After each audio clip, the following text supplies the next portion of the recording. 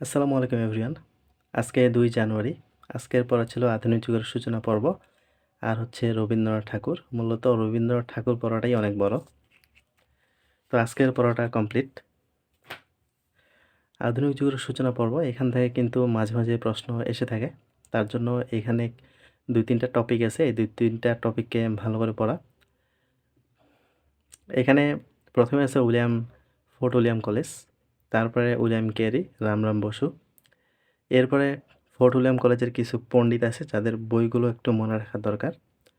কারণ এই বইগুলো থেকেও মাঝে, মাঝে প্রশ্ন আসে। বিসিএসে না আসলেও অন্যান্য চাকরির পরীক্ষায় আসে ঘুরে ফিরে। তো এইখানে বইগুলো মনে থাকতে চায় না। এগুলা টেকনিকে একটু মনে রাখতে হয়। যেমন মৃত্যুঞ্জয় বিদ্যালঙ্কার সবচেয়ে বেশি গ্রন্থ রচনা করেছেন। এটা আমি মনে রাখছি যে মৃত্যুঞ্জয় বিদ্যালঙ্কার মৃত্যু পর্যন্ত শুধু বইয়ে লিখে গেছে। তারপরে রাজীব লোচন মুখোপাধ্যায় মহারাজা কৃষ্ণচন্দ্র রায়স্য চরিতং রাজীব এবং রায়স্য এই ২ টা দিয়ে মনে রাখছি। তারপরে তারিণীচরণ মিত্র এটা মনে রাখছি তারিণী। ২ নম্বর বর্ণনাতে ঋষিকার, আবার ওরিয়েন্টাল ফেবুলিস্ট ২ নম্বর বর্ণটাতে ঋষিকার ওরি।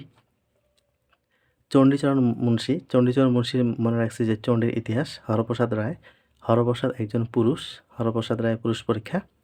গোলকনাথ শর্মা হচ্ছে হিতোপদেশ। এই জিনিসগুলা একটু গ্যাঞ্জাম লাগে যায়। এইজন্য এগুলা টেকনিক দিয়ে মনে রাখলে তেমন একটা এখানে সমস্যা হয় না। আসলে একেকজনকার টেকনিক একেক রকমভাবে হয়। তো যেগুলা একটু কনফিউশন মার্কা প্রশ্ন এইগুলাতে একটু নিজস্ব টেকনিক ইউজ করলে আসলে ওই বিষয়গুলা ক্লিয়ার হয়ে যায়। তারপরে বললাম হচ্ছে হিন্দু কলেজ ও ইয়াং বেঙ্গল। তারপরে এদিকে আছে ঢাকা মুসলিম সাহিত্য সমাজ আর হচ্ছে বঙ্গীয় মুসলমান সাহিত্য সমিতি। মূলত আধুনিক যুগের সূচনা পর্ব থেকে এই এতটুকুই পড়া ছিল।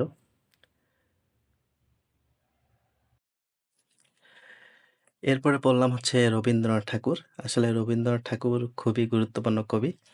বাংলাদেশে এমন কোনো চাকরির পরীক্ষা নেই যে রবীন্দ্রনাথ ঠাকুরকে বাদ দিয়ে করা হয়। আমার জানা নেই। তবে আমি যতটুকু জানি যে রবীন্দ্রনাথ ঠাকুর ছাড়া কোনো কোশ্চেন হয় না। একটা হলেও প্রশ্ন থাকে।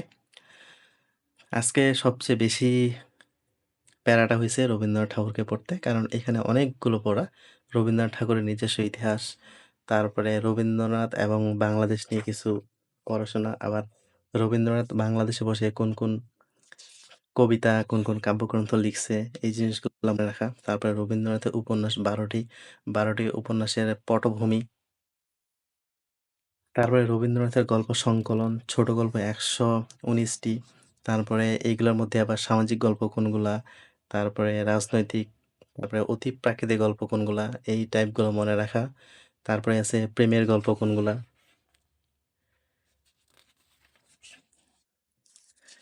তারপরে রবীন্দ্রনাথের নাট্যধারা, তারপরে রবীন্দ্রনাথের গল্প, উপন্যাস মিলে অনেক কিছু। তার উপর আবার এখানে প্রিভিয়াস প্রশ্নও আছে প্রায় ২০০-৩০০ র মতো। তো রবীন্দ্রনাথের পড়াটা কিন্তু অনেক বড়। এইজন্য একটা কবি রাখছিলাম আজকে। তো রবীন্দ্রনাথকে আসলে একদিনে পড়ে তেমন একটা মনে রাখা আসলে কষ্টকর। এটার জন্য চিন্তা করতেছি যে রবীন্দ্রনাথকে একটা, একটা করে পয়েন্ট পড়বো। কোনোদিন রবীন্দ্রনাথের ইতিহাস, কোনোদিন পড়বো রবীন্দ্রনাথ ও বাংলাদেশ, কোনোদিন রবীন্দ্রনাথের কাব্যগ্রন্থ, কোনোদিন নাটক, কোনোদিন গল্প। এভাবে একটা, একটা করে টপিক রবীন্দ্রনাথের এখন আসলে নিয়মিত পড়তে হবে। রবীন্দ্রনাথকে খুব ভালো করে মুখস্থ বা রবীন্দ্রনাথকে খুব ভালো করে পড়তে গেলে। তো আজকে রবীন্দ্রনাথ আর হচ্ছে আধুনিক যুগের সূচনা পর্ব যে পড়াটুকু ছিল মোটামুটি কমপ্লিট। তো সবাই ভালো থাকবেন, সুস্থ থাকবেন। আসসালামু আলাইকুম।